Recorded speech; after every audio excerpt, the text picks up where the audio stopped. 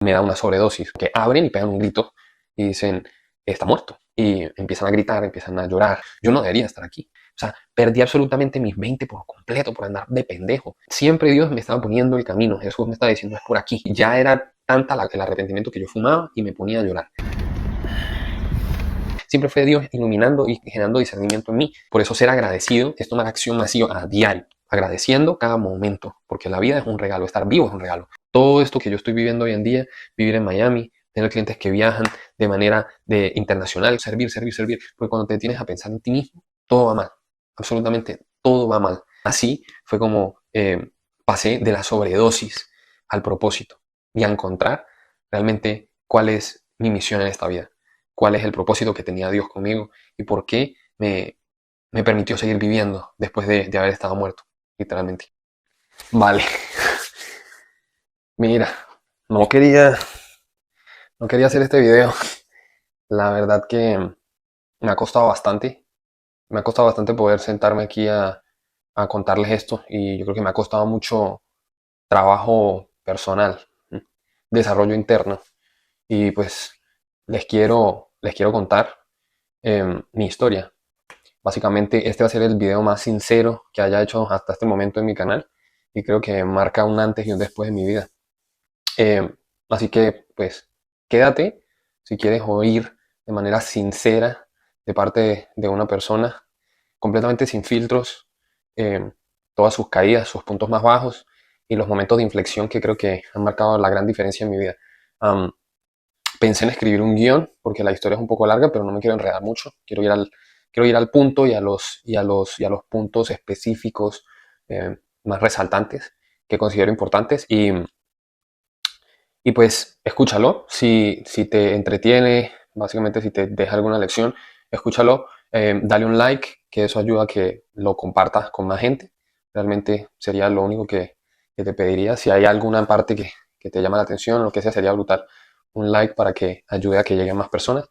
Y esta, esta es mi historia. Básicamente les voy a contar cómo pasé de la sobredosis al propósito, ¿sí? Y a dejar de sentir ese vacío que sentí por tantos años dentro de mí. Y a ver, soy un muchacho, te lo voy a resumir bastante, ¿sí? No quiero enredarlo demasiado y que el video dure en exceso. Estoy usando un micro para que se me escuche bien. Tal vez me quería como bañar y no sé, acicalarme o qué sé yo, hacerlo como un documental. Lo pensé de muchas formas y pues nada, hoy me levanté y dije, hoy es el día, hoy lo voy a hacer, hoy lo voy a contar todo completamente y así como estoy.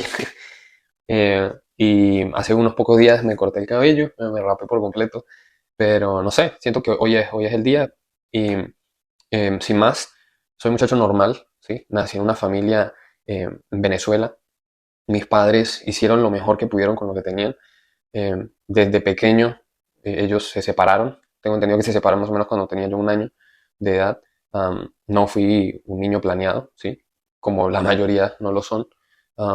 Y pues me crié en una familia humilde. No nos faltaba nada, no nos faltó la comida. eh, pero pues vengo de Venezuela, un país en el que pues siempre hay obstáculos, ¿no? Y hay factores externos que hacen que todo se vuelva a veces un poco complicado. Entonces, a temprana edad mostré un gran interés por lo que era el dibujo, nada súper talentoso ni súper único, simplemente me gustaba colorear. Y a los 17 años, eh, desde niño inclusive mostré además del tema del dibujo que me llamara la atención, también fui un niño que le gustaba mucho como hacer tipo intercambios, ¿sabes? Como que me gustaba todo ese tema como del comercio, ¿no? Como inventar ese tipo de cosas y eh, a los 17 años yo empecé a tatuar, ¿sí? Y a esa edad empecé también básicamente a consumir drogas, ¿sí? A destruirme por dentro. Y simplemente fue algo que empecé a hacer por querer encajar. Creo que recuerdo como desde los 15 o 16 años que yo veía a la gente, no sé, tomando, fumando, y haciendo ese tipo de cosas y pues no sé, uno piensa que de repente está cool, ¿no? Y sé que a los 17 años, cuando ya me había graduado del colegio, ya sí que había tomado alcohol, pero a los 17 años, cuando me gradué, se empezó a intensificar empecé a tomar de manera más frecuente, empecé a consumir tabaco de manera más frecuente y probé la marihuana. Entonces, eh, de repente, esto de consumir de una manera muy ocasional, una vez al mes, poco a poco se empezó a ir intensificando, ¿sí? Y empecé a probar otras cosas. Entonces ahí entró como la curiosidad de, venga, vamos a consumir un poquito de cocaína, vamos a consumir un poquito de pastillas. Entonces, que las pastillas de, más que para dormirte, tipo opioides, o que el LSD en las fiestas y cosas así. También probé el éxtasis, probé diferentes cosas, sobre todo drogas de fiesta. Y siendo sincero, eran notas que a pesar de que obviamente en ese momento pues me hicieron divertir y lo que sea, siempre notaba como un gran vacío, ¿no? Y un arrepentimiento los días posteriores a consumir eso. Y hoy entiendo que esa es simplemente tu conciencia diciéndote que las cosas que estás haciendo no están bien, porque sabes que eres más que eso, ¿no? Pero en ese momento pues fue así. Poco a poco empecé a, digamos que, rodearme de personas que consumían más otras cosas y entonces simplemente poco a poco lo empecé a hacer normal, a ver normal, porque es obvio que al principio uno siente miedo, ¿sabes? De qué puede pasar, de qué puedo llegar a sentir, de cómo me puedo comportar si estoy bajo los efectos de cierta droga, pero cuando te empiezas a rodear de gente que lo hace más normal, pues básicamente se empieza a ver como algo rutinario, cotidiano, ¿sí? Estar básicamente todo el día drogado es algo común, ¿no? Y por ahí fue que me di cuenta que mi mente empezó a generar ciertas conductas diferentes por los patrones repetitivos. Am, Resulta que termino conociendo una gente, malas personas, ¿sí? No puedo decir que se fue con mis amigos de la infancia. Básicamente, esta gente ya consumía unas drogas más fuertes. Y poco a poco, pues, yo, como les digo, empecé a verlo de manera normal. Un día, un grupo de personas llegan y me dice que ellos están fumando marihuana con heroína. Y básicamente termino probando un poco, fumando un poco, y esto pues me da una nota supremamente fuerte, algo que yo no había sentido antes, ¿sí? Recuerdo que empezó a hacerse más normal, como que de repente rodearme de gente que hiciera esto, y esta gente de repente a veces invitaba a otras personas, íbamos a casa de uno que siempre estaba solo, y básicamente venía gente que consumía esto. Un día no teníamos marihuana y básicamente, ¿qué hice? Me terminé metiendo un pase de esto, ¿sí? Recuerdo que fue una locura, o sea, me entró como a un peso en mi cuerpo, una cosa muy fuerte, y empecé a vomitar, o sea, al rato me sentí mal. Al principio fue como una nota loca, luego me empecé a sentir mal, vomité, básicamente me iba contra las paredes, ¿sí? Y resulta que un día también, en este grupo de personas, vino una persona que se fue directo para el baño y resulta que se había ido a inyectarse. Entonces lo vi por primera vez, ¿sí? Y empecé a ver que la gente a mi alrededor cada vez era gente más consumidora de estas drogas.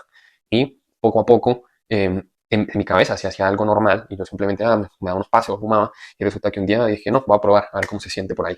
Y pues nada, error. Básicamente una persona con la que compartía, básicamente esa persona me inyectó porque a mí obviamente me daba miedo hacer esto.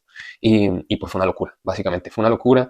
Yo nunca había experimentado una cosa así. Me sentí supremamente extasiado, fue como una nota muy loca al momento y ya posterior a eso fue básicamente un infierno. O sea, me vomitaba, me estaba pálido, me sentía extremadamente mal. Lo más loco de esto y lo más adictivo de esto es que de un momento para otro resulta que me empezó como a gustar. Y básicamente al otro día ya yo tenía esa ansiedad por dentro, ¿sí? Y yo decía, no, que yo tengo que conseguir esto otra vez. Y pues obviamente esto es una droga extremadamente adictiva que genera esa dependencia. Entonces, para no enrollarme demasiado, ¿qué pasó? Resulta que empecé a tener grandes problemas con esto. Entonces yo estaba en la universidad y básicamente el poco dinero que tenía lo empezaba a reunir para comprarme una dosis y poder consumir. Eh, Resulta que un mal día, ¿sí? Yo me fui a compartir con unos amigos míos y estos sí amigos, no el grupo de personas que le estoy diciendo, sino amigos míos de la infancia, otros de la universidad, etcétera. Y resulta que en este grupo habían invitado a una persona que consumía esto también. El tema fue que nos fuimos y estábamos tomando, estamos en un campamento, nos habíamos ido a acampar en el bosque y estábamos consumiendo alcohol. Tal vez era ron, no sé realmente qué estábamos consumiendo, seguramente había marihuana también. Y yo en eso que estaba tomando me entró la ansiedad y yo dije, no, pues yo me voy a inyectar. Pues me dirijo hacia donde está esta persona y yo tengo mis cosas, simplemente se agarra, se va, yo me meto a mi carpa, armo mi vaina y me inyecto. Resulta que lo único que yo me acuerdo es que yo estaba de rodillas en el piso, porque estaba dentro de una carpa así, y en el momento que me inyecto, obviamente el alcohol estaba en mi sangre. ¿Y qué termina pasando? Que me da una sobredosis porque tenía el alcohol en mi cuerpo. Entonces me voy hacia atrás, yo no recuerdo ya nada de esto, pero estaba en posición como arrodillado y me voy hacia atrás y básicamente se me bloquea como la respiración en esta posición en la que yo quedo. Además de que obviamente esta droga es eh, una droga que te genera depresión cardíaca y respiratoria, es decir, el bombeo de sangre y la respiración se reduce. Entonces, si te das una sobredosis, llega al punto que dejas de respirar. más la posición en la que yo estaba arrodillado, pues cuando yo caigo al piso, básicamente dejé de respirar de inmediato. Yo no sé cuánto tiempo pasó. El tema es que cuando alguien se dan cuenta que yo no estaba en el grupo y dicen, ¿dónde está Axel? Van a buscarme, ¿sí? Y llegan a la carpa y se dan cuenta que básicamente yo estoy ahí. Básicamente la escena es como que abren y pegan un grito y dicen, está muerto, ¿sí? Porque estaba azul, estaba simplemente, no sé cuánto tiempo tendría sin respirar.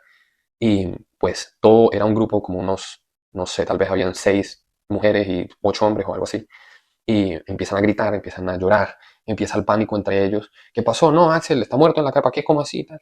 Y entonces me sacan de ahí, de esa posición en la que yo estaba y me extienden en el piso, me acuestan. A todas estas, como les digo, yo no me acuerdo nada de esto, eso me lo relataron las personas que estaban conmigo. Y estaban en pánico, básicamente gritaban, otros lloraban, no sabían qué hacer. Entonces pensaron en llamar a la ambulancia y no sabían cómo hacerlo, estábamos en un bosque, ¿sí? Aparte que estaban muy asustados porque dijeron, ok, ahora tenemos un muerto aquí y nos van a investigar a todos, de repente nos van a meter presos, no sabían, o sea, simplemente estaban muy asustados. Y a todas estas llega una persona del grupo y me empieza a hacer primeros auxilios, se me monta encima y me empieza a hacer primeros auxilios, a darme golpes en el pecho, a intentar reanimarme, a darme respiración boca a boca y todo el mundo le decía que me dejara quieto, déjelo quieto, ya se fue, tenemos que buscar, más bien resolver cómo lo pueden venir a buscar. Y esta persona simplemente estaba cegada, era como que déjenme, y seguía, y así pasó como unos 10 minutos y resulta que de repente yo pego una respirada profunda y me despierto. O sea, es que yo abro los ojos y eso es lo que yo recuerdo. Yo recuerdo abrir los ojos y yo estaba en el piso y todo el mundo, o sea, yo miro y yo cuando miro a la gente, las chicas estaban llorando, ¿sí? Y los hombres estaban, todo el mundo estaba eufórico y básicamente yo les hablo y mi reacción estaba completamente drogado. Mi reacción es como que yo les digo, ¿están pendientes de los tipos o cómo y tal? Entonces todo el mundo se queda, men, ¿no te acuerdas de nada? Yo, ¿cómo así me acuerdo de qué? Es como que, men, no estaba respirando, o sea, tenía, o sea, básicamente, para mí, eso no tiene explicación, ¿sí? ¿Por qué no tiene explicación? Porque si tú duras 3, 4, 5, 10 minutos sin respirar, tienes daño cerebral, ¿sí? Se te queman las neuronas. Entonces, ¿cómo yo tengo una explicación para eso? No existe, ¿sí? No tengo ninguna explicación. Yo ahora entiendo que esa explicación es Dios, ¿sí? Y si tú eres ateo, no crees en nada de esto, yo te pido que lo veas desde un punto de vista neutral, ¿sí? Y que escuches toda la historia y cuando termines, me pongas abajo un comentario con tu opinión, realmente sea la que sea, una opinión honesta, la verdad yo no me voy a molestar para nada, eh, pero, pero intenta no juzgarlo, porque a veces me ha pasado que muchas veces uno escucha algo y de una vez, no, que esto, y es como que tranquilo, bro, o sea, simplemente esto es lo que pasó y yo ¿por qué digo que es Dios? Yo en un punto de mi vida empecé como que, no sé, por motivos llegué a cierto punto en el que yo dije, no, yo no creo en la religión, yo no creo en las iglesias, yo no creo en nada de esto, y no puedo decir que era ateo, pero simplemente estaba como reacio a la idea de creer en algo, pero al final siempre como que había creído en la energía, ¿sí? Y en el universo, entonces como en la energía infinita o lo que sea. Pero yo me di cuenta que hoy en día, y yo sé que eso es por la gracia de Dios, Él estaba ahí, básicamente tenía un propósito para mí, por eso no me dejó irme, ¿sí? ¿Qué pasa? Una vez yo paso por esta sobredosis, um, mi familia ya se había dado cuenta del problema que yo estaba teniendo. Y mi mamá ya había ido a hablar con mi papá, ya le había dicho, mira esto. Ellos a todas estas a todo esto, pues ellos nunca se enteraron de esto, de este episodio específico que les estoy contando. Y cuando yo llego a la casa, pasan unos días de eso y mi mamá ya estaba como organizándose con mi papá y llego y ellos me revisan, yo llego, estaba drogado, me revisan el brazo, se da cuenta, sí, yo me tenía todo esto lleno de, ¿sabes? De marcas, ¿sí? Y me revisan mi maletín, ¿sí? Y me encontraron unas inyectadoras, una droga. Entonces ellos me dicen, te vas a ir al centro de rehabilitación. Obviamente mi reacción en ese momento fue como que no, ¿sí? Pero bueno, al final yo dije, yo no me voy a poner estúpido, violento, ni nada de eso. Y me fui al centro de rehabilitación. El tema es que estaba empezando diciembre y me llevaron y yo no sabía por cuánto tiempo iba a estar, ¿sí? El tema fue que estuve en diciembre, eso fue hace ya 10 años, ¿sí? Y justamente mi sobrina acababa de nacer. Eso fue en el 2015, en diciembre del 2015. Y yo pasé lo que es diciembre, ¿sí? O sea, pasé esas primeras semanas de diciembre, pasé Navidad, pasé Año Nuevo y mi cumpleaños, ¿sí? Y ya el día después de mi cumpleaños me sacaron. O sea, creo que estuve un mes, ¿sí? Aproximadamente un mes. Um, este centro de rehabilitación es un centro de rehabilitación en mi ciudad. Soy, como le digo, soy de Venezuela, San Cristóbal, Venezuela. Es un pueblo pequeño, es una ciudad pequeña, ¿sí? Poco más de tal vez 150.000 habitantes o algo así, 200.000 habitantes, y está cercana a la frontera con Colombia. Mis padres son colombianos. Entonces, cuando yo llego allá al centro de rehabilitación, era un centro de rehabilitación cristiano, ¿sí? ¿Y por qué terminó ahí? No lo sé, simplemente no sé si era el único sitio que había o cómo, pero cuando yo llegué ellos me dijeron que básicamente cómo funcionaba el sistema y estuve allí, te quitan todo, simplemente no puedes consumir nada, absolutamente ni siquiera café, porque todo eso es un estimulante, ¿sí? Am, ¿Cuál era la rutina que nos tenían? Era pararse a las 5 de la mañana, ¿sí? Ducha con agua fría y luego íbamos al culto, a leer la Biblia. Y después del culto, según yo, no me recuerdo muy bien, pero sé que estábamos por ahí, de repente los que querían podían hacer algo de ejercicio o simplemente hacer de repente trabajo a veces de que requería pues este sitio donde estábamos, que es como una tipo finca o algo así. De repente organizar cosas, teníamos que limpiar, ¿sí? Limpiar los cuartos, tener las camas, o limpiar el comedor donde estábamos, la parte externa, de repente quitar la maleza, cosas así, a veces ir a buscar leña. Um, y luego teníamos una comida eh, que era como que el desayuno y el almuerzo, según yo, pero eran comidas bastante sencillas, inclusive como que la comida está un poquito más restringida, también en tema de que no te van a dar de más ni nada, y sé que también pasamos por unos días en los que hubo ayuno, sí, pero un ayuno más como por las festividades, sé que hubo unos días que estuvimos haciendo ayuno también. El tema es que mi mamá me llevó unos libros y pude leer unos libros de desarrollo personal y me empecé a acercar un poco más a Dios también, porque empecé a entender también un poco más sobre la conciencia, ¿sí? Porque conocí a una persona que me decía que Dios le hablaba, yo no entendía esto, no entendí para nada esto, y luego me di cuenta que lo que a él se refería era que él escuchaba mucho a su intuición, porque a todos, cada vez que nosotros vamos a hacer algo, siempre se nos vienen pensamientos a la cabeza y es esa intuición que te dice que estás haciendo algo mal, como cuando consumes una droga y al otro día te sientes mal y sientes ese arrepentimiento. ¿Ah? O cuando de repente vas a salir en la noche y algo te dice, no, mejor no, a veces mejor no, es tu intuición. Y mucha gente dice que esa es la auténtica voz de Dios. ¿Sí? Pero muchas veces está otra voz que te dice, qué hijo de puta, ¿no? Ah, vamos, bueno, esa es tu ego, que mucha gente dice que es la voz de el diablo. ¿Sí? Simplemente es una manera de llamarlo. ¿Sí? Eh, el tema fue que estando en el centro de rehabilitación entendí bastantes cosas, eh, pero en ese momento todavía estaba muy maduro espiritualmente. Yo salgo de ahí, me sentía, digamos que bastante bien, pero me di cuenta que Venezuela ya no era un lugar para mí.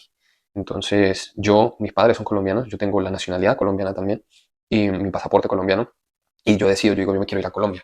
¿Sí? Yo en ese momento, pues yo estaba estudiando en la universidad y estudiaba ingeniería civil y yo había entrado a la universidad bien joven, 16 años, y realmente los pocos trabajos que tuve en Venezuela fue repartir volantes, repartía volantes afuera de una zapatería, me acuerdo que me pagaron $15 por trabajar todo un mes y creo que lo volví a repetir otra vez, hice otra vez los $15 por trabajar todo un mes, básicamente trabajando como 4 días a la semana, una cosa así. Um, Partiendo, pero volantes así, lo terminé, no, tomé otro pila de volantes, $15 al mes. También trabajé, a veces ayudaba a mi papá, él a veces montaba cableados para montar cámaras de seguridad, cosas así. Y también trabajé en una empresa que se llama Leudin, que básicamente es una empresa con ese modelo similar a lo que es Herbalife. Pero esa gente vende lociones, cremas, no sé qué. Entonces, el tema que era algo de ventas. Y todo esto fue antes de este problema con las drogas, ¿sí? Eso fue, si no estoy mal, mientras yo estaba en quinto año, o sea, el último grado del bachillerato y cuarto, como que mi papá me permitía, y eso que yo estaba bastante joven, tendría unos 15, 16 años, pero me metían en proyecticos y cosas así en mi tiempo libre para aprender. Pero luego yo, pues mientras estaba en la universidad, toco las máquinas de tatuar por primera vez, y cuando tomo esta decisión al salir del centro de rehabilitación, pues yo me voy con mis máquinas de tatuar. Y resulta que a todas estas la frontera estaba cerrada por problemas políticos en Venezuela y cuando yo fui a cruzar, pues no se podía cruzar. Entonces, ¿qué me tocó hacer? Me tocó cruzarme por una finca. A través de una finca, cuando uno llega ya a la frontera con Colombia, básicamente está la gente que, no me acuerdo cómo le llaman, pero que llevan a la gente a los puntos de cruce. ¿Sí? Entonces recuerdo llegar allí con mi maleta, tenía literalmente poco menos de $100 en pesos colombianos, los tenía. No recuerdo cuánto era en este momento, unos 300.000 pesos o algo así. Y tenía mis dos máquinas de tatuar chinas y tenía una maletica. Recuerdo que tenía el cierre roto, ya tenía reforzada como con una cuerda o algo así. Y yo me bajo, mi papá me había llevado en el carro que él tenía en ese momento, ¿sí? Y yo me bajo y preguntamos, ¿cómo hago para cruzar, no? Con esta persona. Y me monto en una moto y mi papá me pone la maleta encima y el de la moto arranca, ni siquiera me puede despedir de mi papá, ¿sí? Y yo volteé y vi su cara, tenía una cara de una tristeza profunda, la verdad. Um, y el tema fue que me llevan a una finca, ¿sí? Como un terreno ahí, empezamos a caminar, era como un barrio que estaba hecho como en, el barrio no tenía piso, ¿sí? Es decir, no tenía pavimento, era tierra, piso de tierra. Y empezamos a caminar, para hacer la historia corta por este pedazo, llega como que se escuchan unas patrullas, empiezan a llamar, no, que es la policía, me tiro para allá a un monte, me escondo con la maleta, no, listo, ya pasó la policía, vamos rápido, llego a una finca, básicamente tienes como que ir corriendo, paso a una finca, entro, sé que era una propiedad privada, había gente en las puertas y todos empezamos a pasar, reuní como un grupo como de 4 personas, una cosa así, y salimos como por la casa, pasamos atrás de la casa, salgo por la parte de atrás de la casa y resulta que había monte y pasamos la parte de atrás de la casa y llegamos como al río y literalmente me crucé con el río, con las maletas. eh, en ese punto ya como que estas personas con las que yo iba me dicen, no, cruce, ya es. Entonces yo cruzo una parte del río y en eso que cruzo había guerrilla, ¿sí? No sé si eran colombianos o venezolanos, el tema es que me dicen que llevo, me revisan las maletas, que porque la llevo amarrada con una cuerda, hermano, se me rompió el cierre y tal, me empiezan a sacar las cosas de la maleta, se dan cuenta que no tengo nada de valor, me devuelven, en eso uno me había quitado el celular, casi luego no me lo querían devolver, el tema es que me pidieron plata, le di como 50.000 pesos, seguí. Y luego venían unos niños ahí, no, que ayudamos con las maletas, tengo 2.000 pesos, bueno, me ayudaron y luego paso por otro punto y ya creo que yo ya estaba como en Colombia y ahí cuando volteo habían como unos paramilitares, otro grupo armado que había ahí. También lo mismo, a revisarme, no sé qué. Estos, si no estoy mal, creo que estos no me quitaron plata o como 20.000 pesos o algo así. Y ya yo termino de cruzar cuando yo ya estaba en Colombia, pero estaba como en el monte. Entonces camino y habían como unas motos, otras motos. Y me dicen, no, nosotros lo podemos llevar a la parada. La parada era como el punto de cruce ahí por donde está el puente, que es el paso, digamos, legal.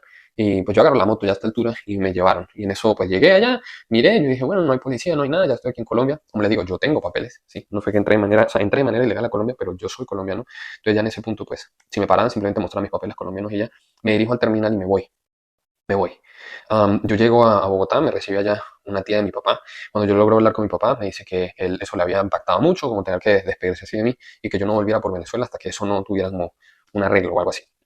El tema es que me voy y en Bogotá, pues la situación era bastante compleja, ¿sí? No los quiero como abordar mucho con esto, pero resulta que vuelvo a entrar como en malos pasos, ¿sí? Pero ya estaba trabajando en un estudio de tatuajes en el cual, pues, el primer mes, básicamente, lo que me pude hacer fue 50.000 pesos colombianos, un chiste, o sea, eso era poco más de $15 también, y me estaba ya pensando en tener que devolverme. Una tía me había recibido por unos días, luego mi mamá termina mudándose a Colombia, y, y yo me voy a vivir con mi mamá, pero pues ahí entre los dos no hacíamos uno, básicamente, y, y hubieron periodos bastante difíciles en los cuales a veces no teníamos que escoger si pagamos el arriendo o si comíamos carne, ¿sí? Pollo, lo que sea, y pues muchas veces obviamente escogíamos pagarle a la persona que nos estaba rentando para que no tener problemas y terminamos pasando lo que era el resto del mes comiendo lo que hubiera, sí, arroz con caraota, frijoles o lo que hubiera, de repente una pasta simplemente con tomate, y pues nunca nos faltó la comida en un plato, sí, aunque no fuera la proteína o lo que debíamos de comer, pues por lo menos teníamos algo que comer. Um, a todas estas, yo empecé a consumir de nuevo, estando en Colombia, y me terminan dando otra vez 2 sobredosis, las cuales fueron en la casa. Y dirán, "Ay, ¿cómo no se da cuenta su mamá?" Bueno, ¿sabes qué te digo yo? El que es consumidor es una porquería. Entonces yo escondía todo en todos lados y en esa sobredosis que me dieron estando allí, fue una locura. Básicamente yo entro al baño, me inyecto y salgo y voy para el cuarto y ¡plá! Me desmayo contra el piso. Mi mamá escucha el golpe y sale, le da una patada a la puerta, entra y me encuentra tirado en el piso. Me reanima, tal, no sé qué, cuando esto fue pues ahí mismo, ¿sí? No fue como el otro que pasaron 20 minutos. Um, pues esa es la que más me marcó, esta. Simplemente me desmayo y mi mamá llega de una vez y me reanima. Recuerdo pasar tiempo con mucho, mucho dolor de cabeza cada vez que me da una sobredosis. La quema de neuronas, ¿sí? Y eh, ya como la primera vez fue algo leve, pero la segunda sí, o sea, que casi me voy otra vez. Y ya me dio mucha pena con mi mamá, básicamente al otro día ella entra y entra a hablar conmigo y yo no podía dejar de llorar mirándola a los ojos porque la verdad era que no tenía cara para mirarla. Am, y ya me había dado cuenta que era un gran problema, ¿sí? Resulta que a todas estas yo todavía estaba intentando tatuar, ¿sí? Entonces iba al estudio, intentaba hacer algo, am, y empecé a animarme por hacer el realismo, ¿sí? Por eso yo siento que el tatuaje para mí fue como lo que me empezó a dar ese propósito, porque yo me drogaba en la casa, yo me drogaba todos los días, pero cuando me quería ir al estudio, básicamente era como mi espacio, ¿no? Como mi espacio como de sentirme como más yo mismo. Y me empecé a animar a hacer realismo Y esto me abrió las puertas a poder viajar a Medellín en el 2016 y en el 2016 termino en un hostal, ¿sí? Me voy para Medellín y yo digo, bueno, me voy a arriesgar de nuevo, me voy a Medellín, me aíslo y empiezo a trabajar en una tienda. Me habían hecho esa invitación, básicamente porque me vieron en una convención de tatuaje en la que estuve participando y en esa época casi nadie hacía buenas sombras. Yo ya podía de cierta manera sombrear bien y me invitaron a trabajar. Entonces cuando yo llegué, pues ellos me dijeron que ellos tenían volumen de trabajo para asignarme y yo decía, wow, la luz al final del túnel, finalmente me está empezando a salir las cosas un poco bien. Y me fui a vivir a un hostal. Estuve viviendo allá en una habitación compartida, 16 personas compartían cuarto conmigo y me sentía bastante agradecido, sin saber muy bien hacia dónde estaba yendo, sí, pero me sentía agradecido con la vida de estar vivo, ¿no? De una oportunidad más. Y al final las cosas se empezaban como a acomodar. Me acuerdo que los primeros días llegando a Medellín, de hecho, el dueño del estudio me dejó quedarme en una casa que tenía, como que era su mamá, un apartamento muy, muy bonito, tenía una piscina, entonces ahí tengo unos videos en la piscina, yo creo que por ahí se los puedo poner y todo. Y luego me voy para el hostal y resulta que las cosas se empezaron a acomodar, no fue como que me empezó a llegar trabajo todo de golpe, pero poco a poco las cosas se empezaron como a ir alineando más, porque ya por lo menos no tenía como que aguantar hambre, ¿sí? Y estando en el hostal, empecé a desarrollar mucho lo que era mi inglés, ¿no? Porque pues siempre de niño me gustó como me interesé mucho en eso, en el inglés, aprenderlo por mi cuenta. Mis papás escuchaban mucha música, que Ozzy Osbourne, que Metallica, que Aerosmith, Guns N' Roses, y entonces yo escuchaba mucho, mucho esa música y luego me puse a mirar, que la letra traducida, entonces empecé a leer mejor las frases, a pronunciar mejor las canciones, y ahí me empecé a dar cuenta, pero esto significa esto y esto, esto. Entonces también jugaba juegos, todo esto en Venezuela antes de las drogas y todo esto. Y cuando estoy en el hostal resulta que eso siempre es un ambiente de puro extranjero. Entonces los extranjeros, no, que de dónde eres y que vienes de vacaciones. Y yo sí, bro, de vacaciones. Luego no, vengo a trabajar y tal. Entonces empecé a poder como interactuar con gente en inglés. Hey, where you from? Oh, Venezuela y tal. Y yo, ¿qué mierda? Estoy hablando en inglés, no me lo puedo creer. Y les entiendo y me entienden. Entonces como que yo les decía, no, my English is not good. Y es como, no, bro, mejor dicho, qué brutal. Porque pasa mucho que en Colombia pues casi nadie habla inglés. Entonces yo, así tú no seas bueno, les gusta. Dice, no, puedo interactuar con un hispano, sí, con alguien de aquí. Um, entonces se empezaron a abrir esas puertas y resulta que me mudo como a mi primer apartamento, que era básicamente una habitación, ¿sí? O sea, yo era una persona o sea, que rentaba el apartamento, lo amoblaba y luego lo subarrendaba a inquilinos, sobre todo personas que no podían, digamos, meterse en un arriendo, ya que porque eran ya extranjeros o simplemente no les alcanzaba para pagar. Entonces, me acuerdo que mi primer apartamento eran como, no sé, 4 habitaciones y era gente de diferentes lados, pero ya era más como que el hostal, ¿sí?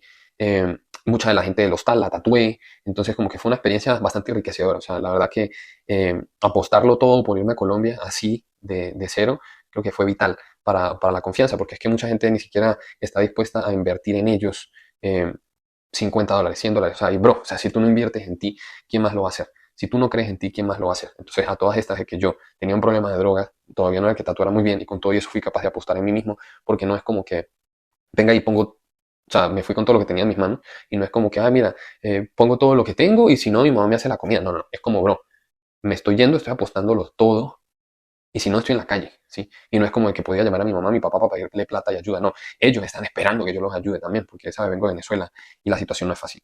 Entonces, pues a todas estas yo siempre, obviamente, les colaboro a mis padres y es algo como de que yo nunca me he visto en la posición de venga y a que otra persona me solucione mis problemas.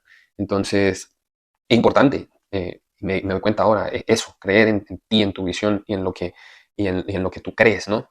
Porque si tú no apuestas en ti, pues ¿quién lo va a hacer? Tú tienes que ser el principal que cree, así todo o marque, o sea, indique lo contrario, pues si tú sientes que estás hecho para algo más, pues tienes que tomar esa decisión y apostar por ti. Entonces, en Medellín las cosas empiezan a acomodar. Poco a poco ya estaba en ese apartamento con más personas y resulta que en ese momento Dios me trae, ¿sí? Al amor de mi vida, a mi esposa, que en ese momento, pues yo ya la había conocido allá en Venezuela, pero ella llega a mi vida.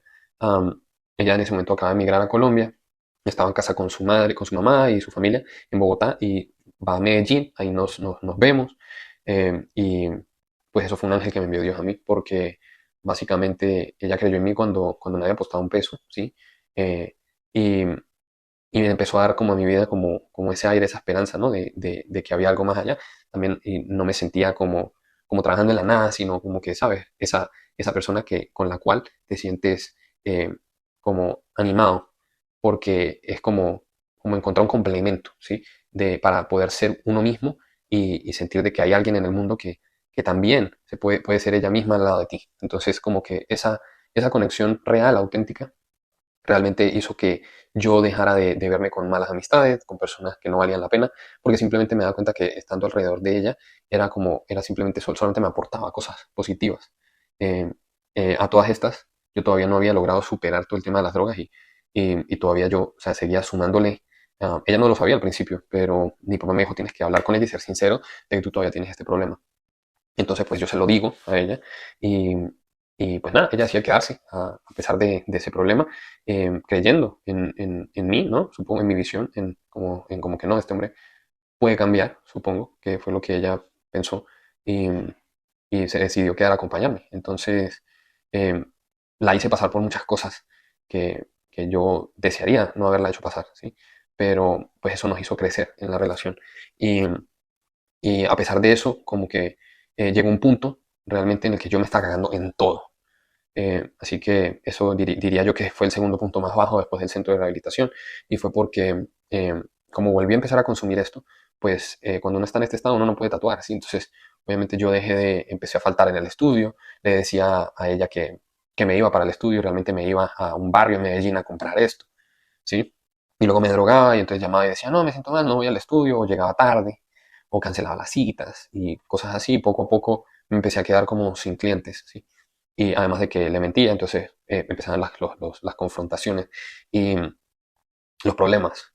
Y resulta que me empecé a quedar sin dinero y terminamos pensando ok, ¿qué hacemos? Y nos pusimos a vender empanadas en la calle. Empezamos a vender empanadas en la calle y ni siquiera nos quedaron tan buenas las empanadas, ¿sí? Quedaron como que muy llenas de aceite y salimos a venderlas por ahí caminando y la gente nos compró, pero ya la próxima vez que salimos a vender otra vez, la gente no nos quiso comprar porque no había quedado muy buenas, sí. Eso lo entiendo y pues básicamente no estamos viendo una salida.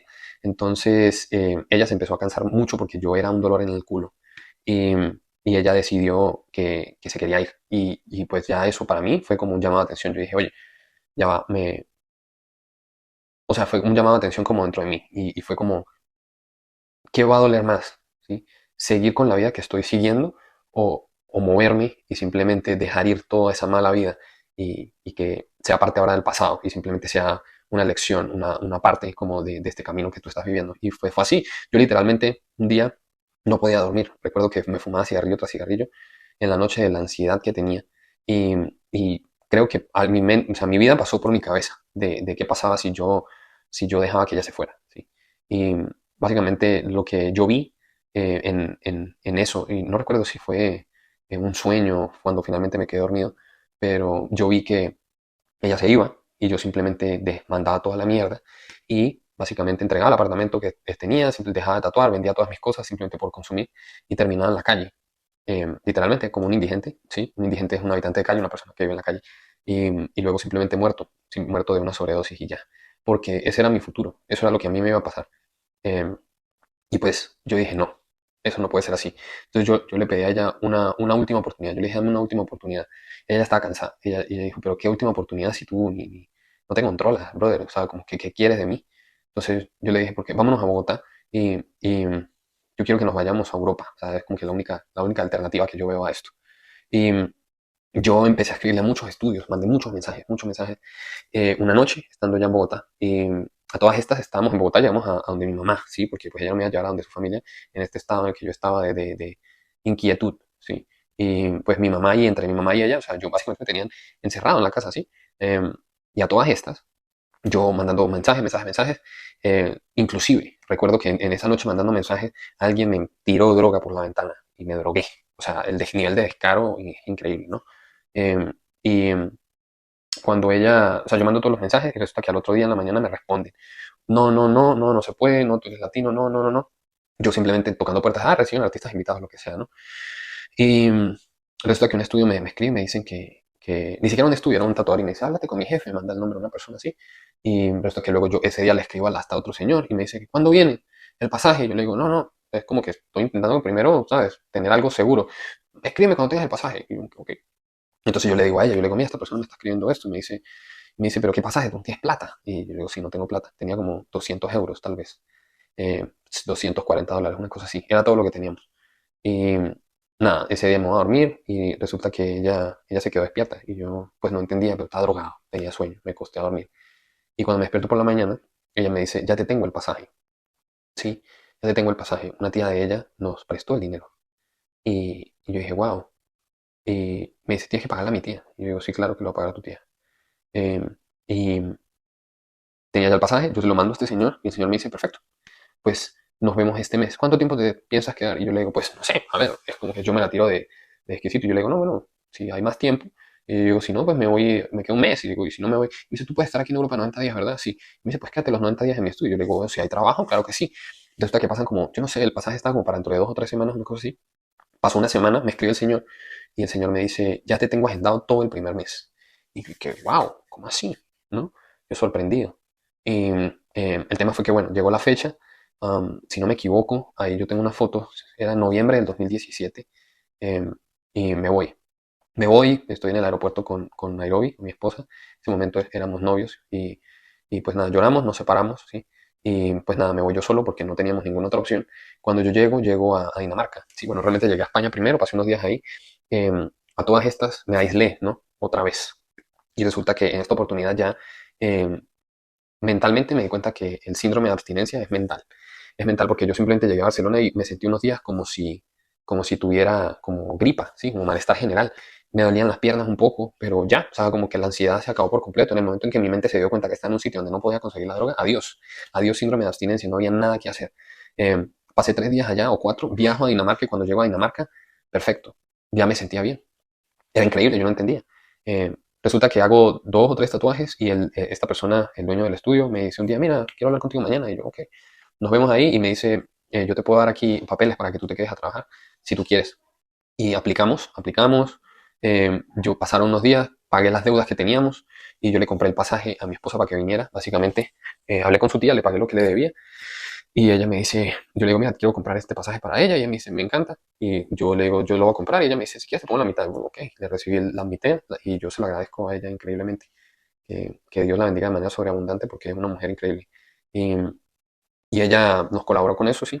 Y al poco tiempo Nairobi llega, maravilloso. O sea, nos reencontramos, fue increíble. Al poco tiempo las cosas se empezaron a organizar. Sí, ella le tocó irse, eran 90 días que podía estar. Todavía no habíamos solucionado el tema todavía de mis papeles. No teníamos nada que hacer, ella se va. Y yo me entro en una gran depresión, me sentía muy mal. Me sentía muy mal porque, pues nada, seguramente, o sea, era como esa ansiedad de separación de que todavía no estaba 100% sanado, ¿sí? Y pues lo único que me hacía sentir como en mi hogar era estar junto a ella. ¿Sí? Y pues una mujer como ella que es como que vámonos a donde sea, pero juntos, ¿sí? Es como es mi otra mitad, ¿sí? Entonces me engordé un montón. Me acuerdo que me engordé mucho, empecé a comer súper mal y yo le compré el pasaje de regreso. Y cuando ella regresa, yo estaba trabajando muy duro, le compré un anillo de compromiso y yo dije, yo, esta mujer, me caso con ella. ¿Sí? Es el amor de mi vida. O sea, lo entendí.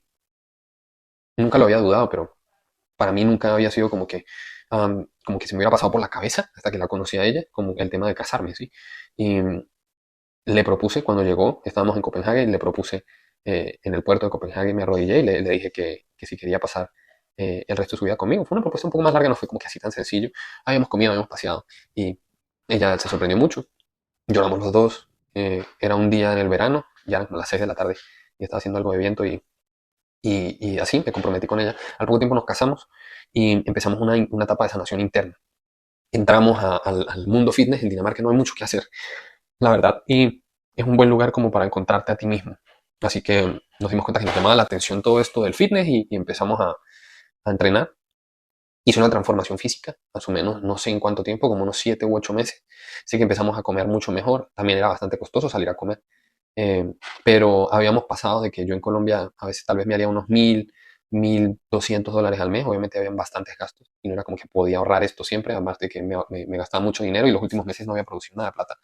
Pero pasé a producir en Europa como 8.000 euros, 9.000 euros, 10.000 euros, y obviamente tenía que dejarle al estudio el 50% y me quedaban 4.000, 5.000, 6.000 para mí. Y luego de ahí pagaba impuestos y no sé, me terminaban quedando como 4.000 euros al final del mes, eh, después de pagos de impuestos y de comisiones, y pues ya había sido un escalamiento de a veces nada o a veces 1.000 dólares a 4.000 euros, que son como casi 5.000 dólares. Entonces nuestra vida está empezando a cambiar, ¿sí? Um, Hice ese cambio físico, empecé a enfocarme, ya no estaba drogado, ya estaba más limpio. Indudablemente fumaba marihuana a veces, ¿sí? Em, Prácticamente sí, puedo decir que a diario, pero allá era muy caro, entonces comprábamos muy poquito y básicamente fumamos como un porrito pequeñito al final del día, una cosa así, y tenía muchísimo más claridad mental. Mi cuerpo se elevó, mi arte se elevó con mi mente, con mi espíritu, y empecé a tener como esa mayor claridad mental. Am, con el paso de los años me empecé a sentir como un poco como acomodado, porque al fin de cuentas como que sentía que no iba a generar ningún crecimiento allí. Y el país es un poco agresivo con los turistas, no es como tan friendly, por decirlo de alguna manera, como tan amigable. Y mi esposa no encontraba posibilidades de desarrollarse porque el país es como que, ¿hablas danés? No, entonces no te queremos contratar. Y es difícil, o sea, yo hablaba inglés, pero mi esposa empezó a aprender inglés en Dinamarca, entonces ¿cómo iba a aprender a hablar danés e inglés al mismo tiempo? Historia larga. El tema fue que decidimos irnos de Dinamarca, queríamos irnos a España, y a principios del 2020 nosotros queríamos irnos, pero el abogado de migración nos dijo tienen que salir de Europa por unos meses para poder aplicar a la residencia española. Habíamos visto Barcelona, habíamos visto también las islas como Tenerife y esto, y resulta que nosotros salimos de Europa yendo a Colombia porque escuchamos de un virus que había en Asia. Nosotros de hecho siempre habíamos querido conocer Tailandia, no lo hemos podido hacer todavía. Em, pero entonces no, nos vamos hacia Colombia, ¿sí? A principios del 2020. A todas estas, mientras estuvimos en Europa, pude tatuar en diferentes países como España, tatué también en Alemania, fuimos a Polonia, fuimos a varios países, conocimos bastante. Pero en febrero del 2020, pues tenemos que salir de Europa por 3 meses y llegamos a Colombia a principios de marzo. Nos tocó hacer una pequeña pausa porque era la hora de salir a caminar en familia, entonces pues salimos con la niña y con mi perrita. Bueno, les decía que marzo del 2020 teníamos ese plan de irnos de Europa, perdón, de Dinamarca, y terminamos teniendo que salir de Europa, pues debido a eso que nos dijo el abogado. Resulta que vamos a Colombia y nosotros apenas llegamos a Colombia, habremos pasado unos 4 o 5 días, estamos en un Airbnb, dijimos, bueno, vamos a visitar a la familia, teníamos pensado mudarnos, la opción más segura iba a ser seguramente Tenerife, las islas, y una vez nosotros ya estuviéramos en las islas, pues dijimos, nos vamos a quedar un rato básicamente, pues empezar un sitio nuevo y dedicarse muchos meses, inclusive un año, año y medio, a solamente adaptarse al sitio. Entonces, yo, debido a que en España, digamos, los precios son un poco más bajos que el resto de Europa, el mercado se mueve de una manera un poquito diferente, pues yo iba a estar viajando a trabajar en Alemania y en Suiza. Esa era la idea. También en Austria, Alemania, Suiza y Austria son los países que más se mueve como las sesiones de realismo a mejores precios en Europa y los estudios tienen como esa alta demanda. Entonces, esos eran nuestros planes, llegamos a Colombia y pasan unos días, estamos en un Airbnb, estamos ahí como disfrutando y resulta que llega el COVID a Europa, cierra en Europa, se colapsa todo y nos cancelan los vuelos de retorno. Teníamos el vuelo de retorno a principios de mayo, o más o menos, y nos quedábamos, eran 2 meses, o sea, marzo, abril y un poquito de mayo, y nos devolvíamos. En ese momento nosotros lo supimos. Con Nairobi, mi esposa, nos vimos a los ojos y dijimos, tenemos que irnos. Tenemos que irnos de este Airbnb y tenemos que buscar una solución, porque no sabemos cuánto tiempo va a durar esto. Pero nosotros supimos que eso iba a ir a Colombia, iba a llegar ahí. Entonces teníamos que solucionar de manera rápida esa situación, porque quedarnos en un Airbnb por un tiempo indefinido iba a implicar que nos gastáramos todo lo que teníamos. Mm. Entonces, nosotros buscamos en Facebook Marketplace y conseguimos rápidamente un sitio en alquiler, fuimos a ver un par de opciones y llegamos a este sitio en Colombia. Rentar apartamentos es un poco complejo porque te piden movimientos bancarios, un fiador, unas cosas. Y nosotros conseguimos a una persona que básicamente yo le conté la historia rápidamente, le dije que acabamos de llegar de Europa, que éramos colombianos pero no teníamos movimientos bancarios, le mostré que tenía dinero también de Dinamarca, que él lo iba a transferir, que yo le podía pagar un depósito unos meses por adelantado y él aceptó. Me dijo, mira, está bien, yo voy a confiar en ustedes, se ven que son buenas personas y me recuerdan a mí, a mi esposa, en años pasados cuando estábamos empezando. Entonces, él confió en nosotros y nos rentó el apartamento.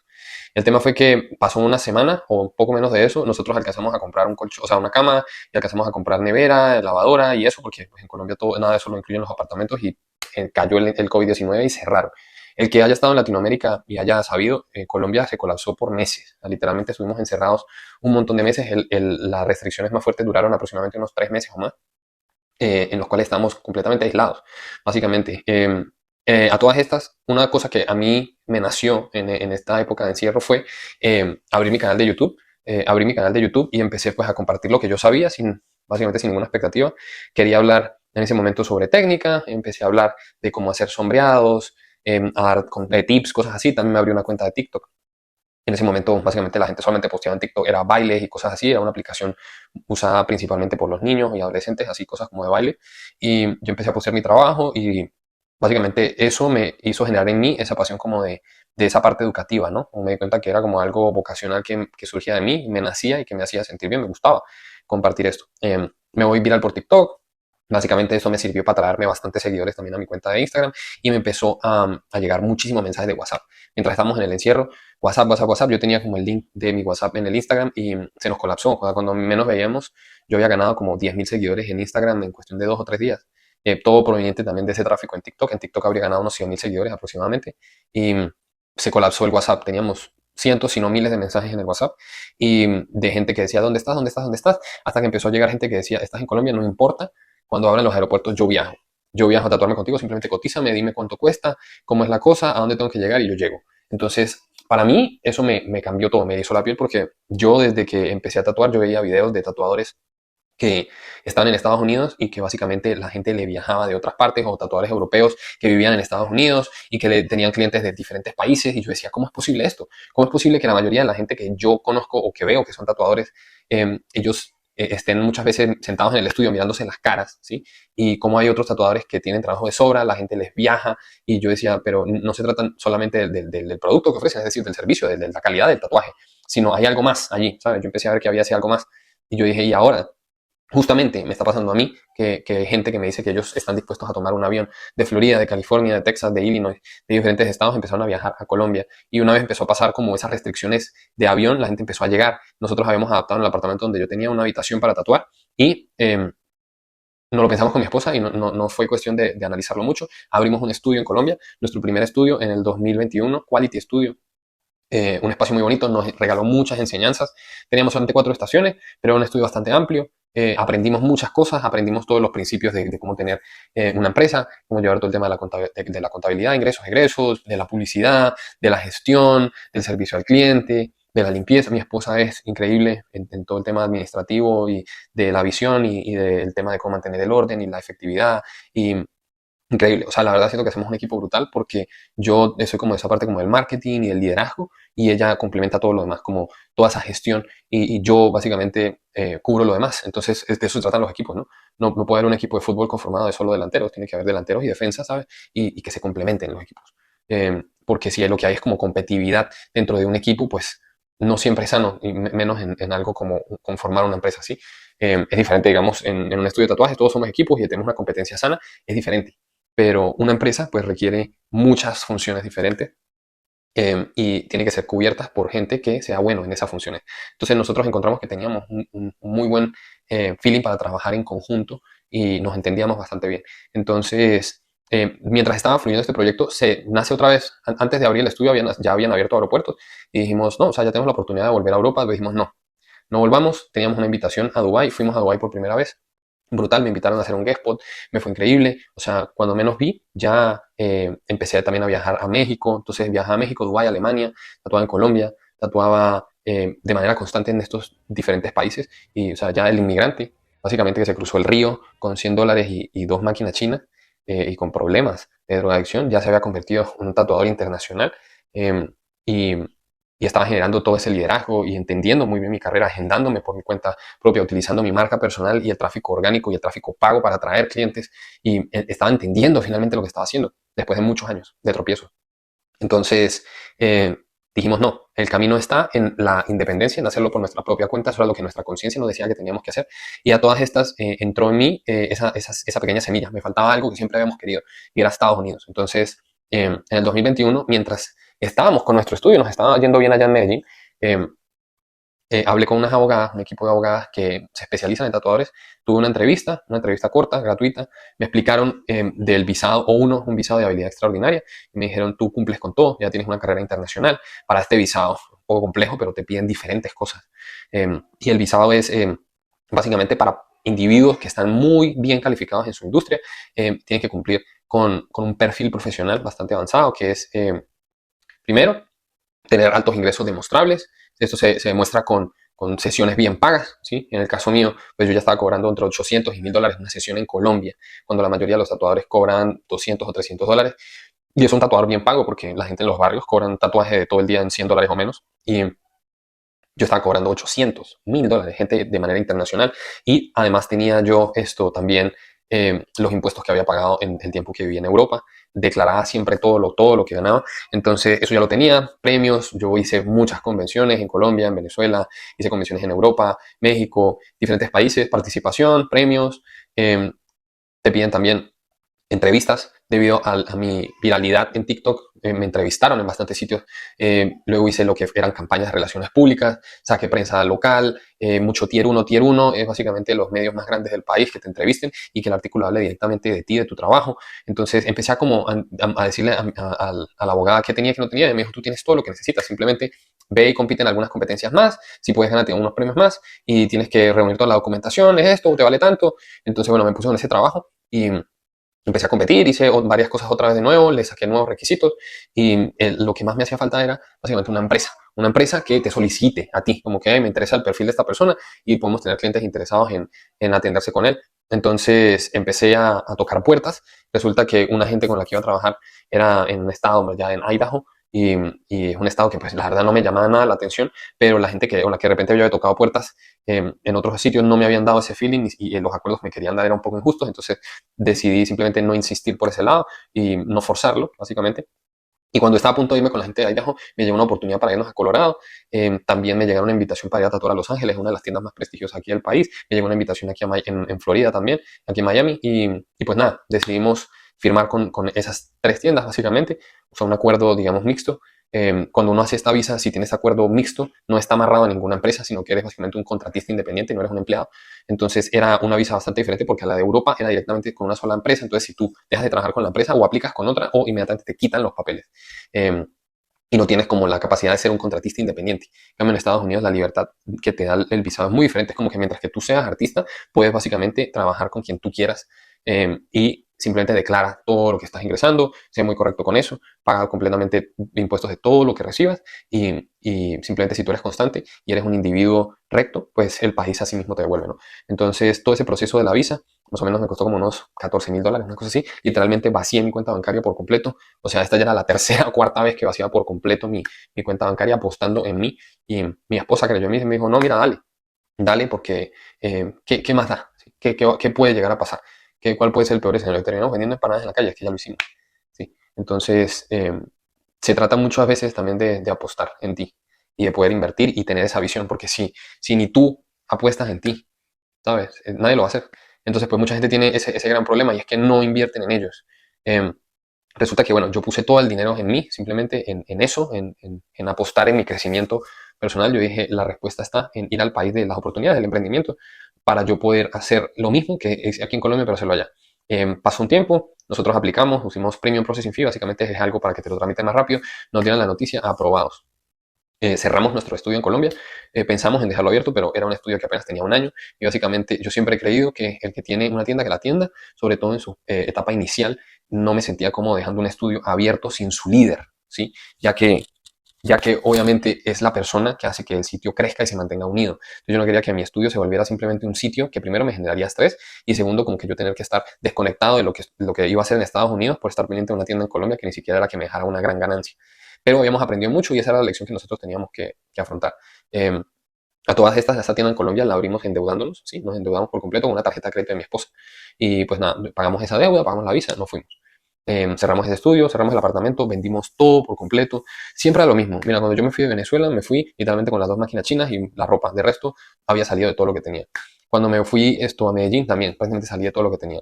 Cuando nos fuimos para Europa, dejamos todo lo que teníamos, donamos absolutamente todo, inclusive el apartamento que tenía, todos los muebles, todas las cosas se las dejé a mi papá que él había ido a Colombia también. Luego, yéndonos de Europa, vendimos todo, lo regalamos prácticamente, porque en Europa nadie compra nada de segunda mano. Lo regalamos todo, nos fuimos solo con las maletas y la ropa. Y ahorita otra vez aquí en cuando nos íbamos a ir de Colombia para Estados Unidos, lo mismo. Entonces, ¿qué quiere decir eso? Cero apego a lo material, cero apego a una ciudad, cero apego a lo que sea. El único que yo nunca dejo es mi mujer. O sea, a mí me pueden quitar todo, absolutamente todo. Pero lo único que me dejan es mis relaciones, mi relación con mi esposa. Y en este caso ahora con mi hija y con mi perro. O sea, si nosotros estamos los cuatro juntos, a donde sea, realmente. O sea, es lo único que yo necesito para volver a empezar de cero.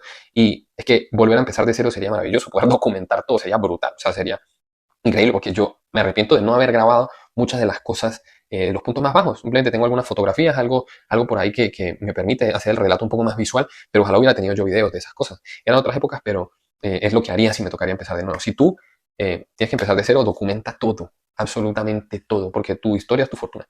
Y cuando llegamos a nosotros a Estados Unidos, nos vamos a Colorado, a Denver, y allá llegamos a un estudio. La verdad que empezó todo a cambiar de una manera supremamente rápida. Ya yo llegué con una mentalidad muchísimo más madura después de todas esas experiencias que habíamos hecho en Colombia. Y de inmediato me fue en el estudio, me fue bastante bien.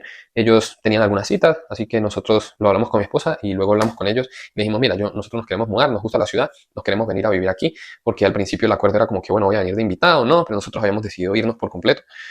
Estuvimos en Los Ángeles, estuvimos en Denver, estuvimos aquí en Miami y básicamente dijimos, no, Denver es el sitio donde podemos arrancar, que nos hace sentir cómodos, es un mercado, digamos, mucho más aislado, casi no hay tantos artistas, se posiciona uno de una manera, digamos, bastante dinámica. Entonces, cuando nosotros decidimos llegar y ya mudarnos de lleno a Denver, rentamos un apartamento y cuando llegamos, básicamente yo no tenía citas, me habían agendado para el Guestpot, pero luego no habían citas. Entonces, ¿qué hice yo? Decidí como que hablar con la gente del estudio y simplemente decirles, mira, estas son las estrategias que yo aplicaba en Colombia para agendarme de una manera más dinámica.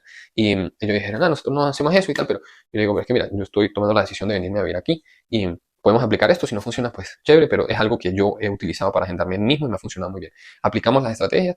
Eso en cuestión de un mes ya tenía 2 semanas de agenda, luego 3, 4, 5, 6, 7, 8 semanas de agenda, y eso fue como un efecto bola de nieve, empezó a incrementar, incrementar, incrementar, hasta que cuando pasó más o menos un año, yo ya tenía más o menos unos 3, 4 meses de agenda continua, o sea, cobrando en Denver $3,000 por una sesión.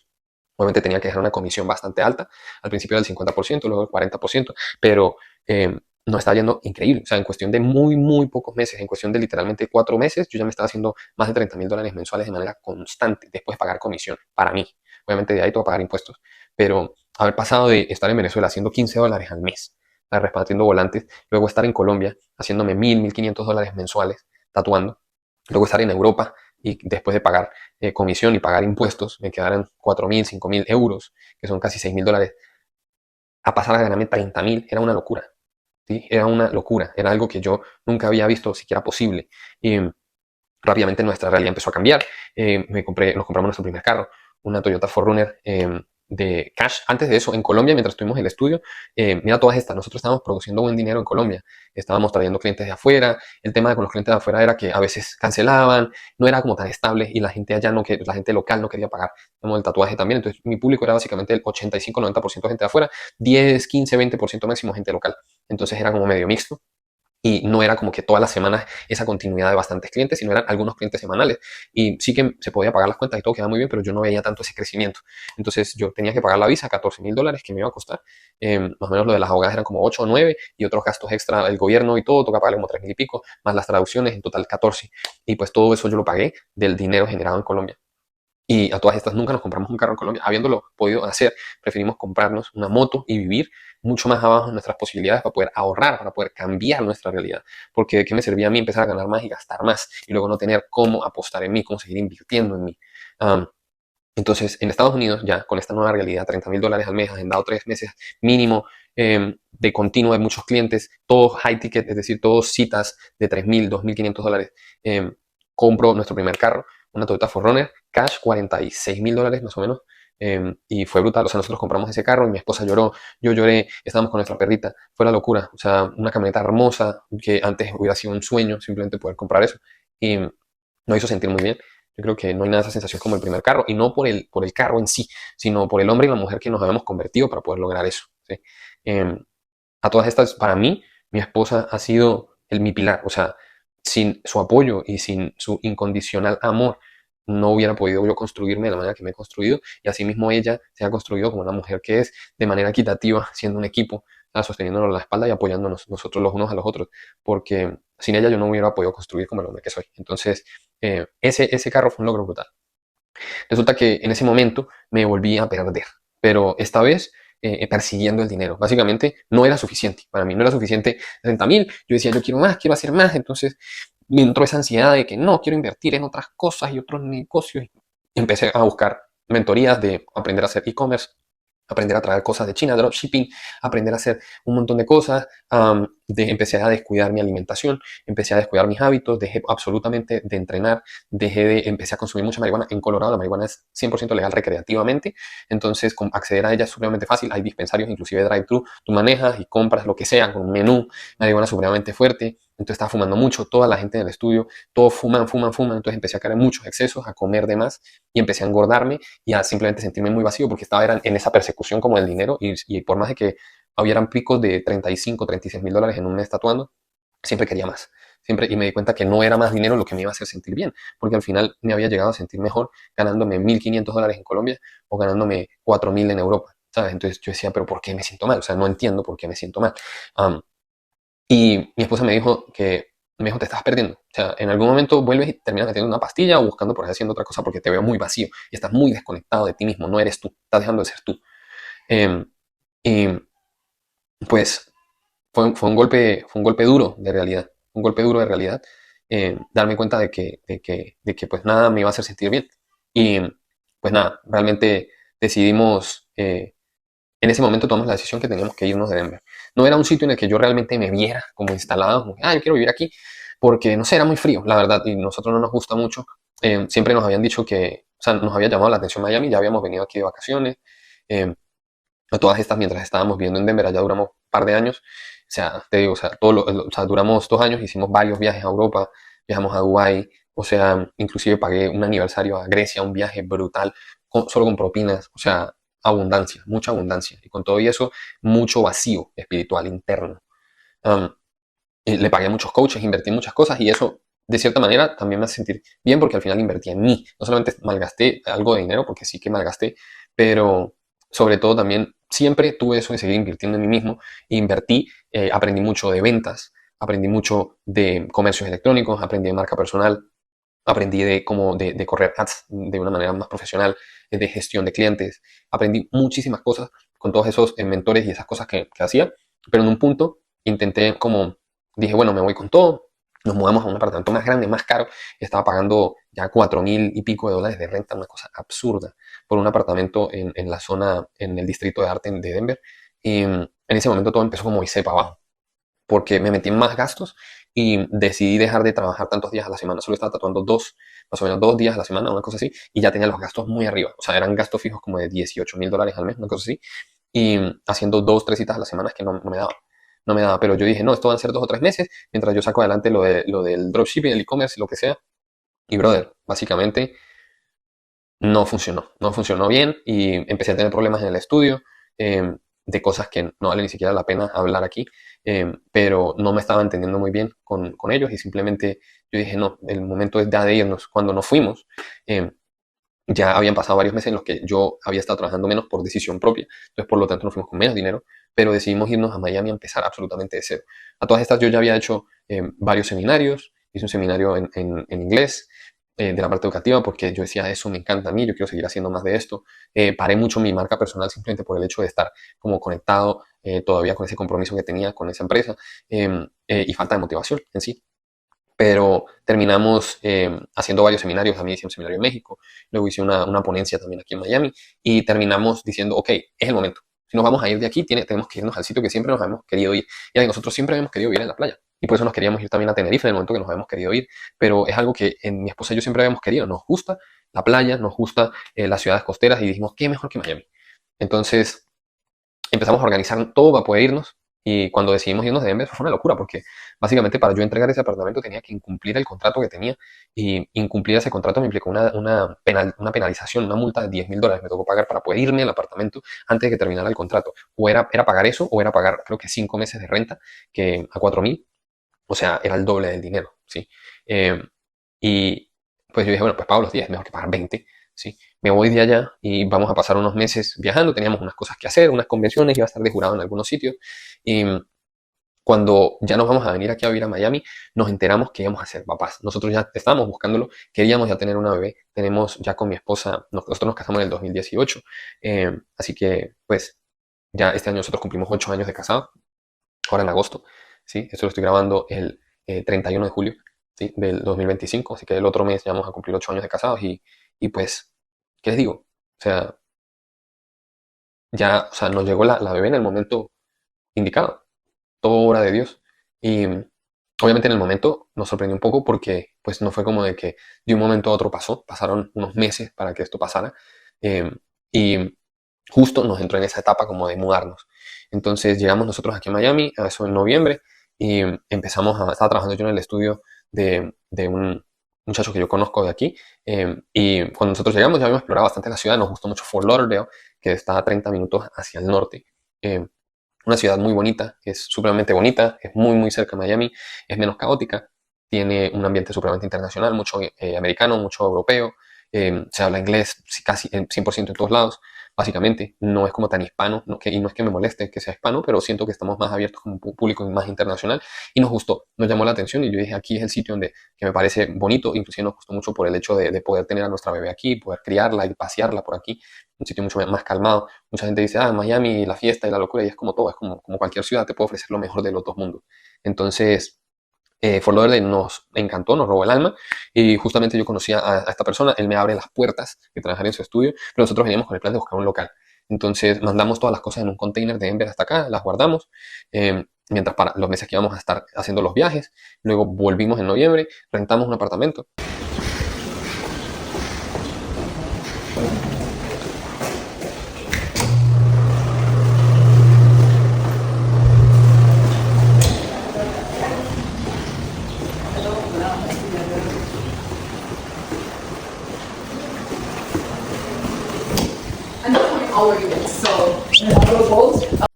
Y trabajé noviembre y parte de diciembre con estas personas, y ya conseguimos un local que iba a estar desocupado a partir del 1 de enero. Y el 1 de enero nos entregaron ese local. Bueno, ahí vamos. Sala de espera por ahí. Aquí va a ir un escritorio. Mini zona de cocina. 3 aquí, una acá. Esta es zona de creación de contenido. Estación 1, estación 2, estación 3. ¿Qué dicen ahí? Mi hermano, qué felicidad cuando me entregaron ese local. Un sueño hecho realidad. O sea, algo que siempre habíamos querido hacer, pero cuando recibo ese local, inclusive unos meses antes, cuando ya estaba tatuando con esta gente a finales de noviembre, o sea, me pesé un día y estaba pesando 97 kilos casi, o sea, una locura. Estaba como en 215 libras, gordo, o sea, en un estado físico deplorable, deplorable. Y en ese momento, pues llega mi vida, se cruza ante mí, literalmente, pasa el carro, ¡fua! Un carro deportivo con un estruendo enorme. Y yo digo, ¿qué es ese? Y resulta que era uno de los carros de mi mentor actualmente, ¿sí? Que es Yados, y Amadeo Yados, y él básicamente yo lo había seguido ya desde hace un tiempo, él había hecho una transformación brutal, y empecé a escuchar un poco más a profundidad su mensaje, me metí a sus historias, empecé a mirar más y conecté, y yo dije como que wow, fue como mi conciencia, como Dios diciéndome como que acércate más a esta persona, esto es lo que tienes que escuchar, este mensaje es el que tienes que escuchar. Y yo cuando veo pasar ese carro, o sea, lo más loco era que empecé a ver las historias de unos días pasados, y yo justo voy saliendo del local y yo escucho que pasa un carro, aquí en Fort Lauderdale, y yo volteo, miro y el color, un color muy particular, y yo digo, ese es el carro de esta persona. Ese día me meto a su perfil, veo las historias y yo le escribo, yo le digo, hermano, yo me quiero meter. Sí, claro, bro, ¿cómo estás? Mira, esta es la info, pues me meto, empecé a mirar el contenido, increíble, vi que tenía un reto de 90 días y yo dije, esto es. Son las 11:30 de la mañana. Esta mañana me paré a las 6 de la mañana, empezando el reto de los 90 días, en el cual vamos a intentar acercarnos a nuestra mejor versión. Y pues nada, ¿qué les digo? La verdad, me siento mal, me siento como un culo porque pues digo que voy a hacer las cosas y a veces no me cumplo a mí mismo, ¿sí? Y esto va a pasar en todos los niveles. Así ustedes ya estén facturando más de 10,000 al mes, estén, digamos que obteniendo muchas cosas que antes, digamos que no tenían. Siempre es importante seguir mejorando y no fallarte.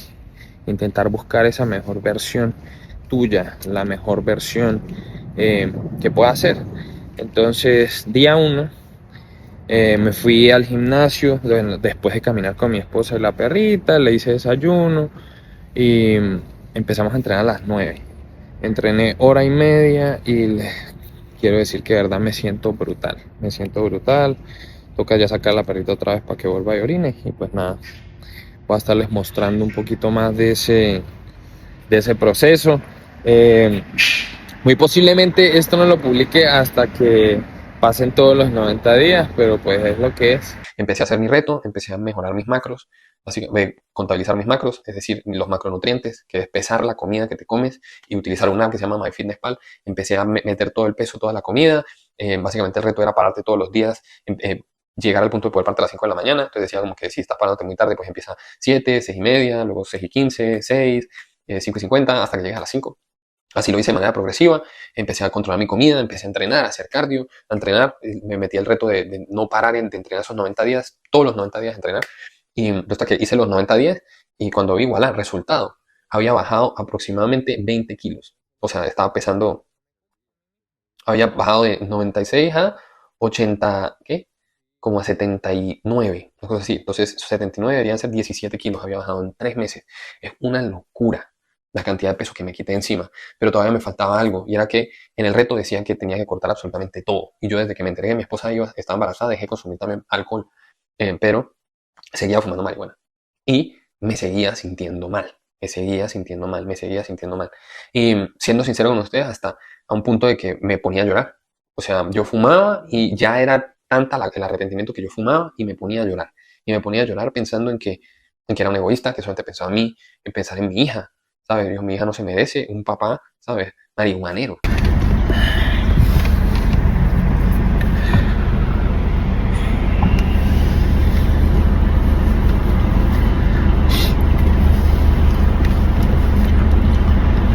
Lo voy a lograr por ti, mi amor, ¿lo viste? No se merece esto, mi esposa no se merece esto. Ella embarazada, ¿sabes? Cada vez la barriga más grande. Y yo digo, yo no puedo seguir en esto. Entonces un día estábamos haciendo las sesiones de fotos con ella y del embarazo y pues ella tenía que hacerse la sesión de fotos primero y yo tenía que estar con la perrita y bueno, la voy a llevar por ahí a un parque. Y antes de llegar al parque me paro en un sitio de esto de Moxio y me compro un tabaco, un porro, perdón, y me lo fumo. Y brother, o sea, me sentí tan mal, que yo dije hasta aquí, hasta aquí. O sea, 12 años, yo no entendía por qué no podía parar la adicción, la fumada. Era como incontrolable, era como que me paraba a las 6 de la mañana a entrenar y era a fumar. O sea, era una cosa ya enfermiza, básicamente. Y cada vez que fumaba me sentaba a pensar en lo pendejo que era. O sea, diciéndome Dios como que hasta cuándo vas a seguir haciéndote el pendejo en este asunto, ¿sí? Y como que, a ver, que me lo diga mi esposa o mi mamá es una cosa, sí, pero que venga de mi conciencia, sí, que me lo diga Dios, ya, o sea, eso marca mucho porque la verdad me hace entender que, que soy, que soy un pendejo, ¿sabes? Que eso no me lleva a nada, básicamente. Eh, y también el mensaje de Yados, él mencionó a Napoleón Hill, y me leí el libro que se llama Burlando al Diablo. Y es un libro increíble que ahí lo tengo, y también se conoce en español como Más astuto que el diablo, y fue una revelación, o sea, yo después del centro de rehabilitación cristiano, yo ya me había acercado a Dios, a Jesús, ¿sí? Pero cuando salí de ahí, me olvidé por completo de eso. Y, y en ese momento, después de leer Burlando al Diablo, me acerqué más a Dios de nuevo. Y es que ahí ellos explican cómo controla la mente humana la energía negativa del universo, que es mejor conocida como el diablo, ¿sí? Y ellos explican que el universo fue creado obviamente por la explosión del Big Bang. Y la explosión del Big Bang es la implosión del átomo. La implosión del átomo generó el universo en donde habitamos. Pero ¿de qué está conformado el átomo? De un polo de energía negativa y un polo de energía positiva. Y estas dos energías implosionan. Y esa implosión genera el universo. Es decir, todos estamos conformados de energía positiva y energía negativa. La energía positiva es solo luz y la energía negativa es solo oscuridad. Entonces, la energía negativa es el diablo, la energía positiva es Dios. Y así es como lo conoce la humanidad. Ese es el nombre que le dieron. No habla nada de religión. Y la energía negativa del universo tiene sometido a más del 90% de la población. Y es más, en el libro dice que el 98%, si no estoy mal. Y la energía positiva solo ha podido liberar al 2% de la población, que son los que están despiertos de manera consciente. El libro es increíble, no les quiero dar muchas largas, pero si alguien se lo quiere leer, yo no recomiendo ningún libro, pero este libro es que es revelador. y te hace entender muchas cosas de creencias limitantes, te hace entender de paradigmas y creencias implantadas que te trae sobre todo lo que es la iglesia, las escuelas, los padres incluso, los entornos negativos. Cuando yo leí esto y me di cuenta que el diablo controla a la gente de muchas maneras y no solamente de maneras negativas, con drogas o con mentiras o con, ¿sabes?, pecados o lujuria o traición o infidelidad o no, va más allá de eso, ¿sí? Porque la apatía, la procrastinación, la falta de acción, la falta de tomar decisiones, todo eso son herramientas del diablo para mantenerte a ti oprimido. Cuando yo me di cuenta de esto, me di cuenta que la mayoría de las personas vibran en miedo, no en amor. Y si tú vibras en miedo, básicamente te estás dejando controlar de la energía negativa del universo. Si tú no tomas acción todos los días, no estás siendo agradecido. Si tú no estás buscando ser mejor versión de ti cada día, estás siendo más agradecido. Porque nuestro propósito real es simplemente darle nuestra mejor versión al mundo y a nuestro entorno. Ese es el propósito de todos los seres humanos. Sea lo que sea, míralo de la manera que lo quieras mirar. Pero el propósito de todos los que habitamos este planeta, el propósito que quiere el universo de ti, es que tú seas tu mejor versión y que le sirvas a tu entorno sin expectativas y con amor. Ámense los unos a los otros, ¿sí? Y sirvan con amor. Todos fuimos entregados con dones espirituales. ¿Qué don es el tuyo? No lo sé. Es hablar, habla. ¿Sabes? Es curar, cura. Si eres médico, es cocinar, cocina. Eres bueno tomando fotos, toma fotos. Eres bueno tatuando, tatúa. Eres bueno como ingeniero, construyendo, construye, ¿sí? Eres bueno educando, educa, ¿sabes? Pero hazlo con amor. De verdad, sirve con amor. Sírvele a tu familia con amor. No podemos seguir haciéndonos pendejos y destruyéndonos por dentro, ¿sabes? Perdiendo. La gente celebra, le gusta salir a celebrar el fin de semana, escapar de su realidad, de su vida. Desconectarse de la realidad porque están perdiendo y simplemente todas esas malas amistades lo que quieren es que pierdas con ellos. A mí no me gusta perder, ¿sí? Y para mí que me inviten a perder es algo que no me interesa ya. Yo me doy cuenta ya de que a mí lo único que me interesa es ganar. Ganar. Y para mí ganar es todos los días buscar ser mejor que ayer, así sea un 1%, y poder entregarle eso a mi familia. Esa es la verdadera satisfacción. Eso es mi propósito. Mi propósito es ser mi mejor versión para mi hija y para mi esposa y para mi mamá y para mi papá y para poder proveerle a mi familia. Esa es mi misión en la vida. Mi mejor versión me va a hacer un mejor servidor con mis clientes. Me va a hacer poder servirles de una manera más auténtica, conectar con ellos de una manera real. Y cuando tú eres real y genuino con las demás personas, la gente vuelve a ti, de verdad, porque conectan contigo. Entonces, ser mi mejor versión me ayuda a conectar y a ser mejor con todas las relaciones que tengo. Ser mi mejor versión me cura mi salud mental y física. Hacer ejercicio me conecta con mi espíritu. Comer sano y cuidar de mi templo me conecta con Dios. ¿Sí? Yo no puedo decir que yo soy espiritual cuando me destruyo comiendo comida chatarra. Yo no puedo decir que yo soy espiritual si yo malgasto el tiempo consumiendo cosas que me están destruyendo. ¿Sí? Y la gente dice, ah, no, que los tatuajes, no sé qué. Es como, hermano, cállate. ¿Sí? Cállate. Porque realmente la mayoría de la gente que dice ser espiritual, todos son unos hipócritas. Lo único que hacen es criticar al prójimo. Lo único que hacen es hablar de los demás. Lo único que hacen es sentir envidia. Son envidiosos. La gente se deja dominar de ese ego y simplemente creen que solo lo que ellos hacen es lo que está bien. Y es como que después de tanto tropezarme, o sea, perdí absolutamente mis 20 por completo por andar de pendejo, cayendo en malas amistades, en malos entornos, en excesos. Y siempre Dios me estaba poniendo el camino. Jesús me estaba diciendo, es por aquí, es por aquí, es por aquí. Quítate de todo, sirve, crece, cuida tu cuerpo, eleva tu arte, cuida a tus clientes, cuida a tu familia, cuida a tu mujer. Es este, el camino es aquí, hazlo así. Siempre, yo me doy cuenta y siempre fue así. Siempre fue eso, siempre fue Dios alabando, siempre fue Dios iluminando y generando discernimiento en mí. Y tienes que atravesar eso. Y es importante que la gente atraviese eso y se caiga y cometa esos errores, porque es que es la única manera de uno poder avanzar. Entonces, si nosotros no conectamos con ese propósito real que tiene Dios para cada uno de nosotros, que no es nada más que ser mejor versión tú mismo, es decir, es contigo mismo, es ser mejor un 1% diario, es poder servir con más amor, 1% diario, es poder servir día 1% cada vez más, 1% más cada día, 1% más cada día, 1% más cada día, y va a generar una vida extraordinaria. Entonces, cuando yo termino de leer Burlando al Diablo, empiezo a leer la Biblia, empiezo a acercarme al mensaje de Dios para mí y empiezo a entender que todo está en mi mente, absolutamente todo, todo es mental. Y esa es la primera ley universal, todo es mente, todo es mental. Cualquier cosa en el plano de la realidad fue generado primero por un pensamiento, absolutamente todo, absolutamente todo. todo esto que yo estoy viviendo hoy en día, vivir en Miami, tener clientes que viajan de manera internacional. Tengo clientes que han venido de Jamaica, de México, tengo clientes que vienen de Colorado, de California, de Texas, de Nuevo México, de Tennessee, de muchos sitios. Poder servir con propósito, poder dar sin esperar nada a cambio, poder enseñar todo lo que he aprendido sin expectativas, es lo que me ha traído aquí. Entonces, toda esta realidad, todo fue primero originado en mi cabeza. Yo lo quería vivir con mi esposa, era lo que yo quería hacer. Y hoy en día lo he logrado porque primero nació como un pensamiento en mi cabeza y mi deseo ardiente de lograrlo me trajo hasta acá.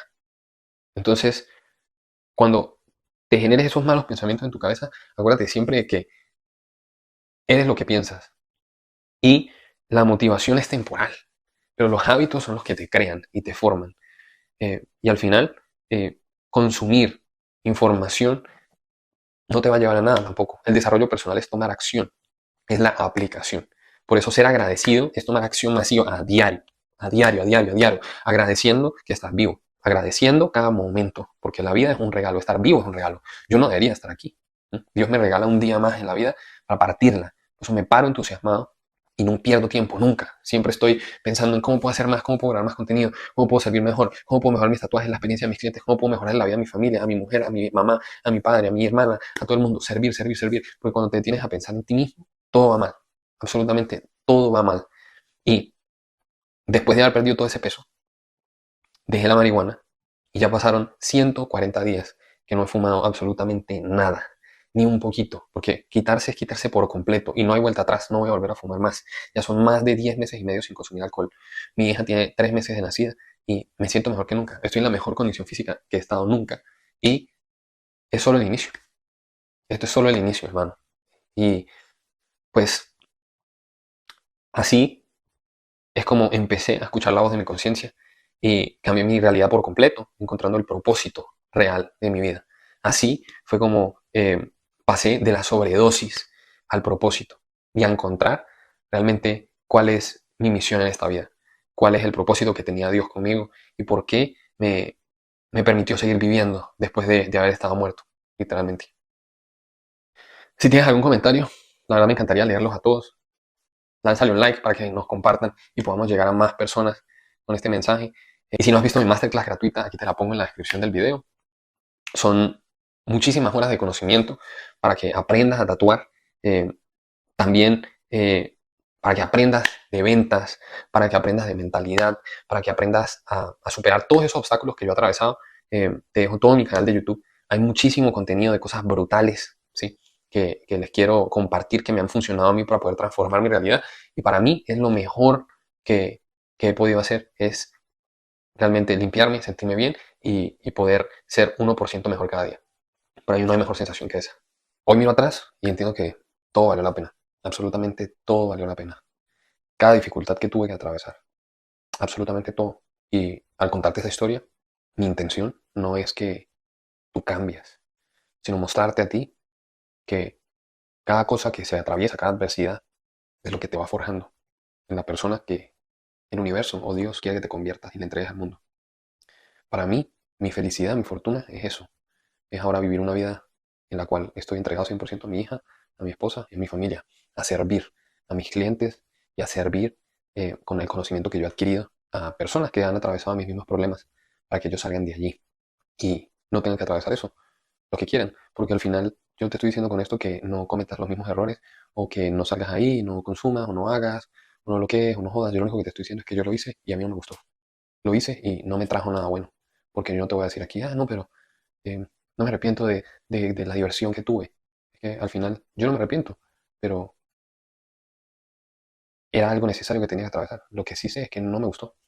No fue algo que repetiría, pero yo no me arrepiento porque es lo que me forjó en lo que soy hoy en día. Entonces, eh, el hecho de poder estar ahora aquí, a pocos meses de haber abierto mi local, tener 3 meses de agenda, estar promediando mis ingresos en $25,000 tranquilamente, tatuando 3, 4 veces a la semana, cobrando más de $2,000 por sesión, con clientes que viajan de otros estados, que me dejan propina, que sacan múltiples sesiones conmigo. Prácticamente solo tatúo 1 o 2 clientes a la semana, por proyectos grandes, varios días continuos. Y habiendo más gente que está en el estado aquí de Florida y se quejan y dicen, no, es que el mercado no es bueno y la temporada baja. Y es, no, bro. O sea, aquí la única temporada baja la estás experimentando tú. Mi negocio nunca ha parado de crecer. Siempre voy para más, más, más, más, más. Y estoy seguro que en poco tiempo estos ingresos de 25.000 sean semanales. ¿Sí? Eso no tiene ningún punto de inflexión. Esto no es algo que decaiga. Porque cuando tú sirves y cuando eres perseverante, las cosas simplemente siempre van a mejor. Siempre van a mejor. Entonces, el hecho de poder estar llevando mi proyecto por mi cuenta con mi esposa, que siempre es mi mano derecha, es mi compañera, eh, y como les digo, somos equipo, y es un equipo que me siento bendecido de tener. Ella es lo más grande que yo tengo. eh, es lo que hace que todo valga la pena. Entonces, la verdad que absolutamente todo pasa por algo. Nunca te rindas, cree en ti, invierte en ti, tu tiempo, tu energía y tu dinero, porque eso es algo que la gente no entiende. Y es que yo he puesto en coaches, en mentores, en educación, casi $30.000. Y por eso hoy en día soy capaz de generar esos montos mensuales, ¿sí? Porque cuando tú pones el dinero en la mesa y apuestas en ti, generas esa mentalidad y esas ganas de trabajar. Cuando tú simplemente recibes gratis, no lo valoras, no lo valoras.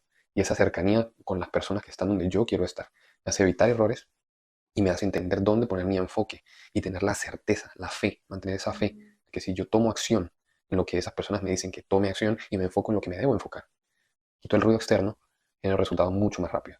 Entonces yo voy a seguir invirtiendo en mí, educándome a mí mismo y sé que es cuestión de tiempo. El universo me va a traer todo lo que yo le pida, como siempre lo he hecho. Por eso he cambiado mi realidad de $15 mensuales a más de $25.000 mensuales haciendo lo que me gusta. Y es solo el principio, en una ciudad donde no tengo ni siquiera un año de haberme establecido.